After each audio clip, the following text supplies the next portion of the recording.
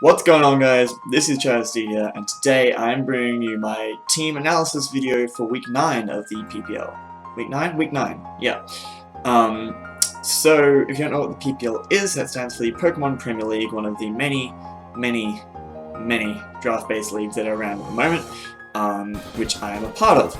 So, links down in the description will be to their YouTube and Twitter, so you can check out the power rankings, weekly recaps, etc. on the channel, and then just general like updates and stuff on Twitter, as well as a public spreadsheet so you can hopefully see everything that's happening in the league. What else need to go over? Shoutouts to Titos for the thumbnail template, as always. Shoutouts to Jack Electrostorm252 for joining my team again this week. He's just a legend. I'll leave links in the description down here as well. And I think that's it. Also, I'm feeling a lot better today, so I will actually be battling Slyroh, which is nice. So, without further ado, I'm going to hop into league table, etc. So, appearing above me now, you see the league table as it stands at the end of week 8. And as I mentioned in my last video, we are actually on top of the motherfucking table, which I didn't think would happen. Yeah, I'm in shock, but I'm not going to let anyone take it away from me now. So yeah, only by one differential though, and it's like super duper close. Those top 5 can all still win the championship at this point.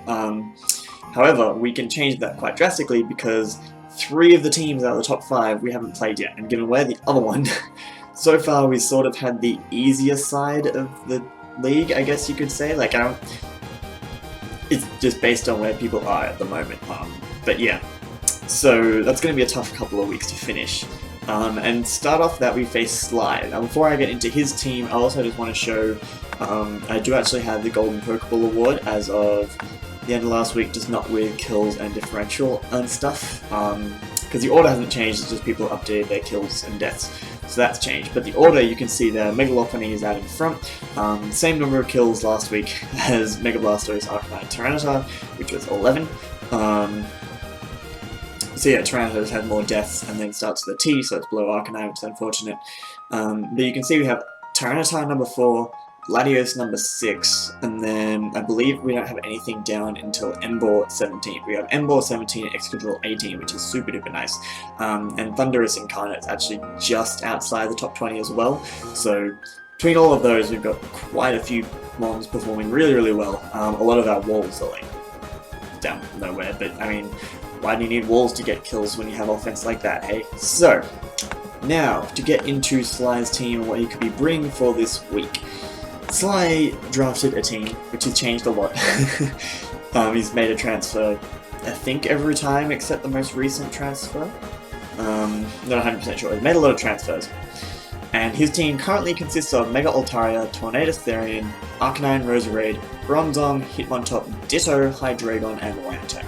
So there was a Weavile on there at one point, and there was a Cofagrigus on there at one point.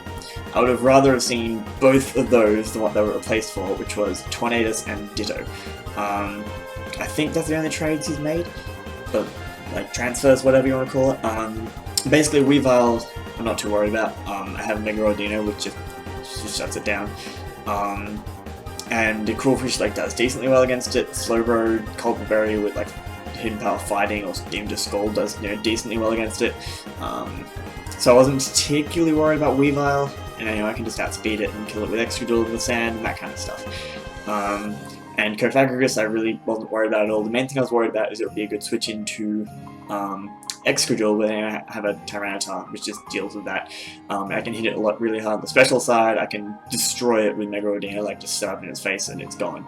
So I'm kind of upset that he's made those trades. Tornadus Therian just is a big problem for my team. It just gets coverage for everything, it outspeeds everything, it's just not fun. And Ditto is basically a really big problem for me because I have nothing for an Excadrill in the sand outside of Tangrowth. So if he becomes my Excadrill while sand is up, I'm completely screwed because he'll be scarfed and outspeeding things. So I need to preserve enough ground immunities and enough things that resist Iron Head and that kind of shit to not die to it. So it's going to be really tough to play around, but I think we can manage it. Now, into the team that I brought to help me do all of that. First one is probably my biggest win condition, and that is Carmine, Mega, or Dino. Now, this thing just doesn't take damage from most of his team.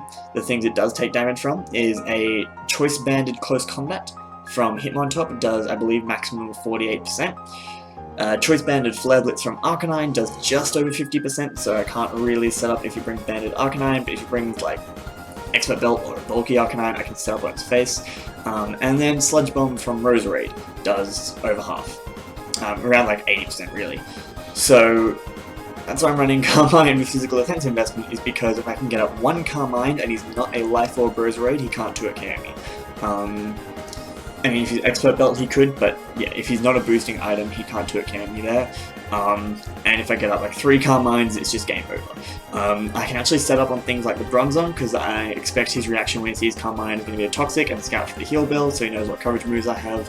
I can set up on Lantern, potentially set up on Tornadus, depending on if it's running Iron Tail or Sludge Bomb or anything like that. I can set up on a Ditto that's facing me because I don't take any damage from it and it has a lot less HP, so even if he copies my stats, basically as long as he doesn't get a crit, I'm perfectly fine. Potentially set up on a Hydreigon.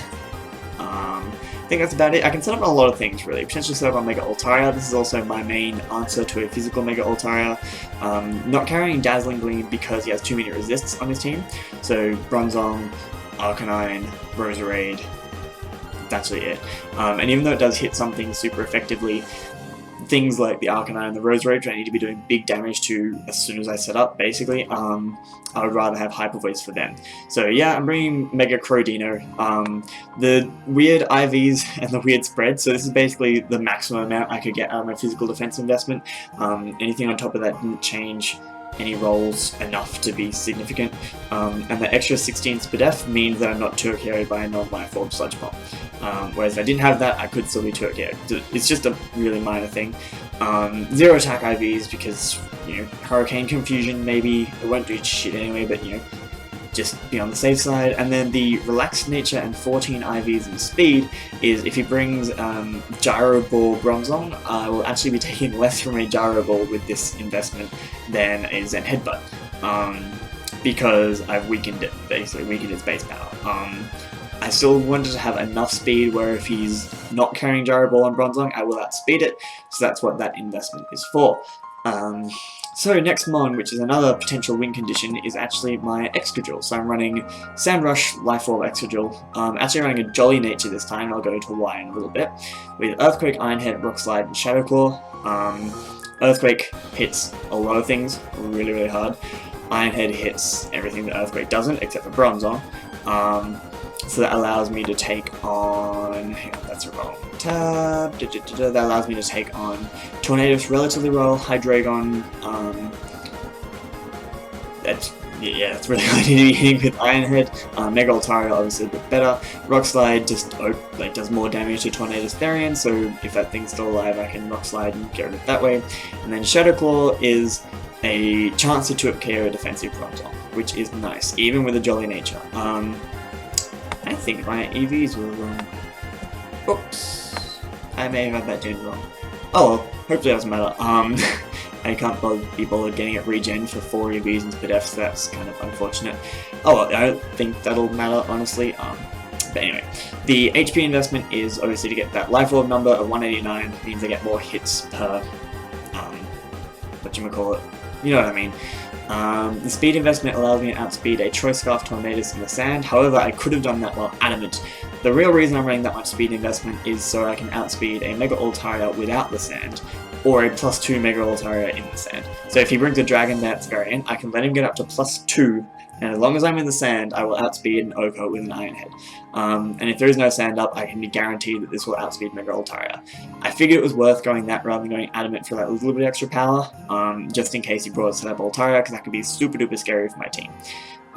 Yeah, fairly standard Excadrill does Life Orb Sandrush with investment to outspeed the things it needs to. Now obviously if I'm bringing Sandrush Excadrill, you know what the next one is going to have to be. It is going to be PRD the Tyranitar. Now I mentioned that Bronzong is basically the best stop to Excadrill. Like a max roll from Shadow Claw, I believe, does 50.7%, so something like that. It's just on a 2-hit KO if I'm lucky.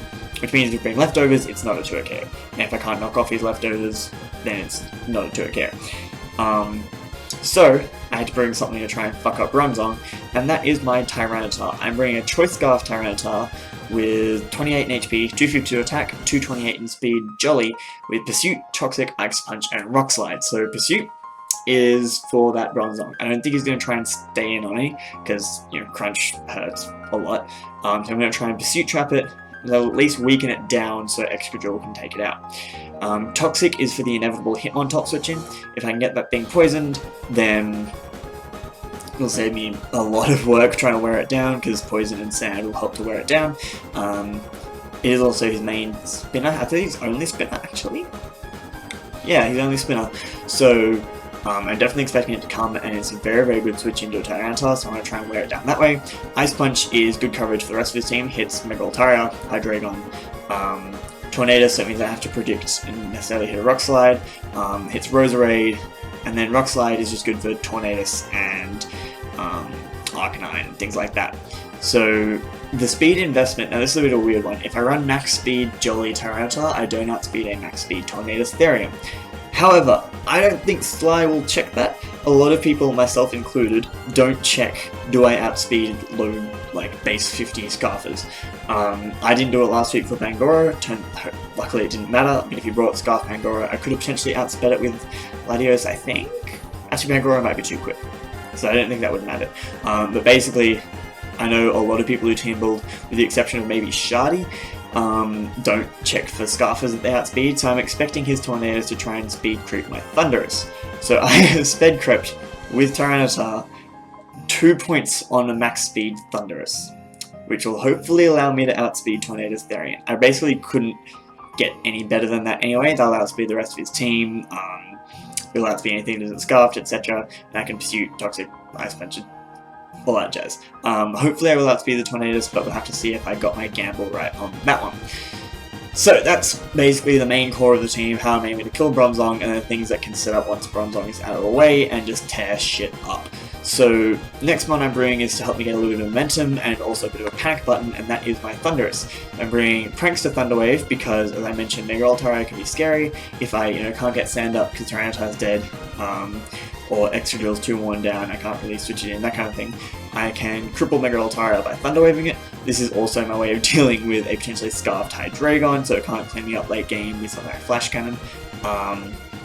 Also allows me to cripple basically the Tornadus, because if that thing is slow, it's not really a problem for my team anymore. It's basically there just to slow the shit down that I'm really, really scared of. HP Ice is just good coverage for his team, hits Hydreigon, Altaria, Tornadus, etc. Roserade, as I mentioned. Volt Switch is just good coverage for everything else that Hidden Power Ice doesn't hit. Bolt Beam is extremely good coverage against pretty much any team, and even though it's weak Bolt Beam, it still does pretty well because this is a modest Thundurus.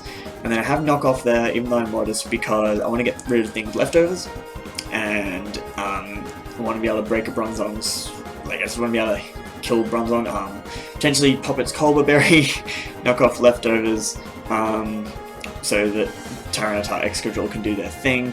Knockoff's also just good for everything else, like if I knock off a Scarf and he switches in Ditto, that's super good because now I'm risking speed ties every time rather than guaranteed outspeeding me.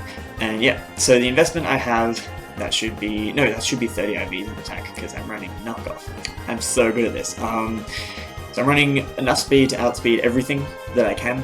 So obviously I can't outspeed Tornadus, but I can outspeed, what's his next fastest one? Hydreigon, I believe?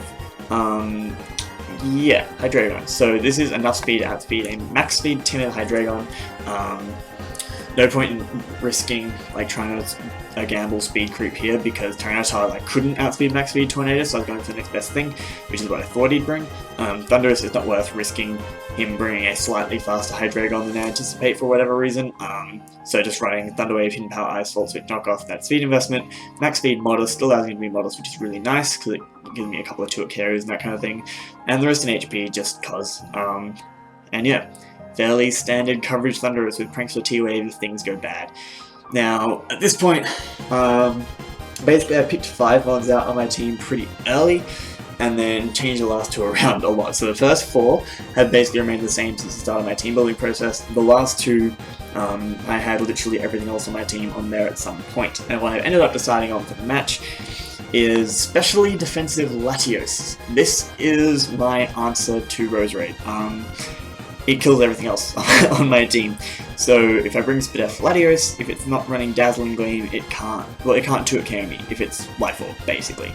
If it's Specs, it might be able to, but you have to predict right. Sludge Bomb won't 2-hit KO from a Specs Roserade, I believe. If you get the poison, it will, so yeah. It's a bit of a tentative check, but I figure I'll scare it out because Psyshock will Oko, and if he's Scarfed I can chew hits, so that's that. I have Roost because I need recovery on this thing. Psyshock is better than Psychic, by the way, because Hitmontop, even if he packs Physical Defense Investment, has better Spadef, so he could be Assault Vest, that kind of thing, and Psyshock just hits that a little bit better. Nothing I do with a Psychic move is going to do damage to Bronzong anyway, and Roserade has much worse Physical Defense than Special Defense, so Psyshock it was. Roost for recovery, Defog in case I want to get rid of hazards for whatever reason, and Magic Coat because, as you may have noticed, I have my 2 Stealth Rockers on this team and neither of them have Stealth Rocks. And he has things like an Arcanine and a Tornadus, and I really like Stealth Rocks. So I'm hoping he brings Stealth Rocking Bronzong, which is be baited in by a Psychic move from this thing. So if I bring this thing on like Roserade, click Psyshock as he goes in Bronzong, I can then Magic Coat the next turn as he goes for Rocks and hopefully get my Rocks up that way. It's a bit of an iffy plan, and I probably should just pack Shadow Ball to be able to hit Bronzong, but yeah, like Bronzong is only Stealth Rocker, I believe, and so I'd like to catch that out. Get Rocks up just helps wear things down, and yeah. Plus it means I can potentially bounce back any other hazards from Roserade, any status that gets thrown around, etc. I feel like it's going to do work. I really want it to do work this week. And yeah, that's about it. Again, all my special attackers apart from Thunderous, I'm running 0 IVs and attack because of Hurricane Confusions from Tornadus, because they're not fun. Now, last one I am bringing is AV Tangrowth, except with mixed investment. So, the defense investment is basically so it can live 2 returns from max attack Avalon Altaria. And the special defense investment is so I can live 2 flamethrowers from max special attack Modest Altaria. I don't think he'll bother bringing Fire Blast because he doesn't particularly need to. So I'm expecting probably Flamethrower for the accuracy, and then, yeah, so I've run enough investment is basically there to check Mega Altaria. It also does decently well at checking other things. I had a lot of issues with this Tangrowth set because I wanted to run a whole bunch of different moves. Like, basically I needed different coverage moves for different things. I ended up going with 4 moves, which actually hit his entire team super effectively. So, we have Mega Altaria, Hidden Power Ice, Tornadus, Hidden Power Ice, Arcanine, Earthquake, Roserade, Hidden Power Ice or Aerial Ace, Bronzong, Knockoff, Hitmontop, Aerial Ace, Ditto, Aerial Ace or Hidden Power Ice, because it will be a Tangrowth, hopefully, Hydreigon, Hidden Power Ice, and Lantern, Earthquake. So, these are the only 4 moves that would actually give me that coverage. Probably could just run Giga Drain, but like he has a lot of grass resist. He has Mega Altaria, Hydreigon, Tornadus, Arcanine, Roserade, Ditto when it switches in will be a grass resist, and the only thing it hits is Lantern, so I didn't really see it being worth it, and decided to just go for coverage to hit literally every single mon on his team super effectively. Now obviously I'm trying to hit Arcanine and Hitmontop with physical moves when they have Intimidate, so that might not go amazingly well, but we'll see. Then again, the nature and IVs is for that Gyro Ball Bronzong thing again. Yeah, fairly simple, I think. And yeah, that's going to be the team for this week. So, basically, I have to win every game if I want to win the championship, and that's going to be tough. But I'm going to fucking try, and I basically think I'm fairly confident with this team. When I started team building I wasn't. I was like, oh fucking damn it, Sly, your team is good, and that scares me. But I feel much better after having done the whole team building process. I think I pretty much predicted what he's going to bring. I don't see Arcanine coming. Like an offensive Arcanine could be a problem, but I do have things like a Slowbro, Megalodino, Tyranitar, etc. You have to predict really, really well with it for it to be worth it. I see Hitmontop coming, I see Mega Altaria coming, probably like a Cotton Guard set is actually the most threatening thing for me. I'll have to basically set up on it with Ordino. Definitely think Roserade's coming because it can hit my whole team super effectively and just do so much damage.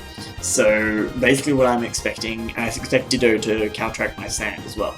So I'm expecting Mega Altaria, Tornadus, because I mentioned that's a problem, Roserade, Bronzong, Hitmontop since it's only Spinner, and Ditto. We'll see how right I am on those, I guess. And yeah, hopefully, like, I prepped less for some of the things that I don't think is going to bring, like Arcanine, hopefully it doesn't screw me over.